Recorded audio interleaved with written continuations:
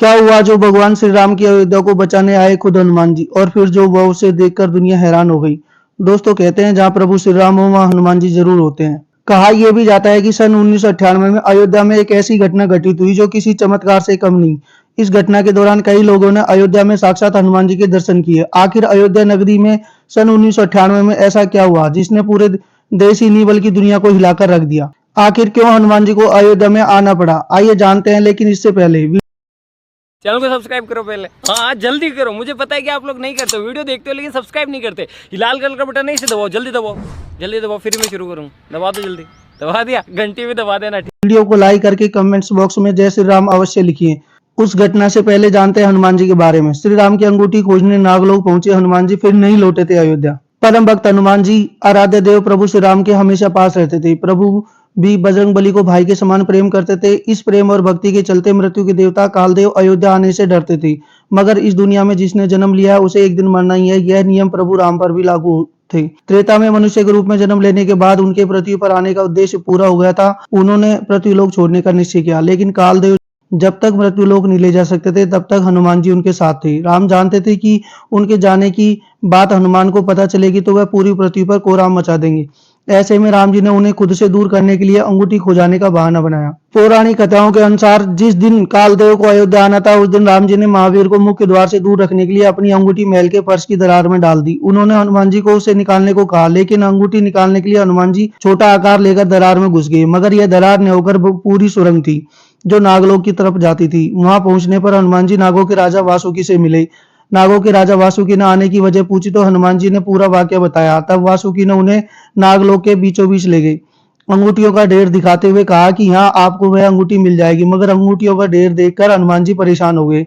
लेकिन पहली अंगूठी उठाई तो वह श्री राम की थी। मगर यह देखकर हैरान हो गए कि दूसरी अंगूठी उठाने पर भी श्री राम ही लिखा था। पूरी तरह देखने पर ढेरों अंगूठियों पर श्री राम लिखा मिला। यह देखकर हनुमान जी समझ गए कि उनके साथ कुछ जानबूझकर किया गया है। हनुमान जी को उदास देकर मुस्कुराते हुए वासुकी ने कहा, महावीर पृथ्वीलोक में जो भी आता है उसे एक दिन लौटना ही होता है। इसी तरह श्री राम भी पृथ्वीलोक छोड़ एक दिन विष्णुलोक लौटेंगे। इतना सुनते ही हनुमान जी सब समझ गए कि अंगूठी ढूंढने के लिए आना और नागलोक भेजे जाना यह सब प्रभु की ही लीला थी। उनका नागलोक में आना श्री राम जी का उन्हें कर्तव्य से भटकाना था, जिससे कालदेव अयोध्या में प्रवेश कर श्री राम जी को जीवन समाप्ति की सूचना दे सके।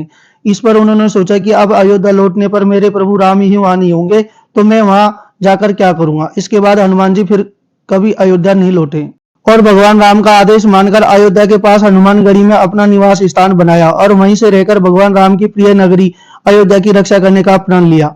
आखिर क्यों हनुमान जी को अयोध्या में आना पड़ा, आइए जानते हैं। सन 1998 में अयोध्या सबसे ज्यादा संवेदनशील क्षेत्रों में से एक है। उसी साल उत्तर प्रदेश के एसटीएफ को एक खबर मिलती है कि अयोध्या में 20 किलो आरडीएक्स लगाया गया, जिसके बाद एसटीएफ की टीम ने तुरंत वहां पर कार्रवाई करते हुए आरडीएक्स की खोजबीन शुरू कर दी और जहां जहां आरडीएक्स लगाने का अंदेशा था वहां वहां पहुंच गए और पुलिस की सूझबूझ और समझदारी के चलते आरडीएक्स को जब्त कर लिया और अयोध्या नगरी में बड़ी अनहोनी होने से बचा लिया। ये बात यहीं खत्म नहीं होती। इसी बीच आतंकियों ने बम निरोधक को संत का वेश बनाकर अयोध्या भेजा और उसके द्वारा अयोध्या में हनुमानगढ़ी मंदिर में बम लगवा दिया। बता रहे कि हनुमानगढ़ी मंदिर अयोध्या का सबसे प्राचीन मंदिर है और यह वही मंदिर है जहां प्रभु श्री राम ने हनुमान जी को रहने के लिए कहा था और यह भी कहा था कि तुम यहीं रहकर अयोध्या की रक्षा करोगे।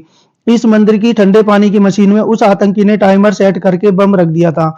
एक एक पल अयोध्या को एक बड़ी अनहोनी की तरफ ले जा रहा था। पुलिसकर्मी उसे आतंकी और बम की खोज में लगे हुए थे तो मंदिर का कोना कोना छानने के बाद बम का कोई पता नहीं चला, लेकिन कड़ी मेहनत से उस आतंकी को पकड़ लिया गया और उसे पूछताछ की गई। उसने बम की सही लोकेशन बता दी।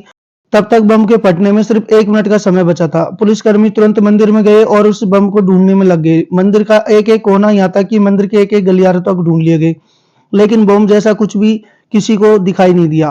तभी सबकी नजर मंदिर के आंगन में बैठे एक वानर पर पड़ी, जो कि ठंडे पानी की मशीन के पास बैठकर अपने हाथों से 2 तारों को साथ खेल रहा था। अभी वह उन तारों को अपने मुंह में डालकर चबाने की कोशिश करता तो कभी जोर जोर से खींचता, जैसे वह तार को काटने की कोशिश कर रहा हो। जिसके बाद पुलिस को शक हुआ कि आतंकियों ने बम को इसी मशीन में फिट किया। उन्होंने उस बंदर के हाथ से तार छुड़वाने के लिए कुछ केले फेंके। बंदर ने तार तो छोड़ दिया, लेकिन बिना केले लिए वहां से चला गया। इधर उधर देखा गया तो वह वानर किसी को भी दिखाई नहीं दिया। बंदर के जाने के बाद ही तुरंत बम निरोधक दल तुरंत पानी की मशीन के पास गया और उसकी जांच पड़ताल शुरू की। जब उस मशीन को खोली गई तो उसके अंदर एक बम मिला, जिसे देखकर सभी के होश उड़ गए।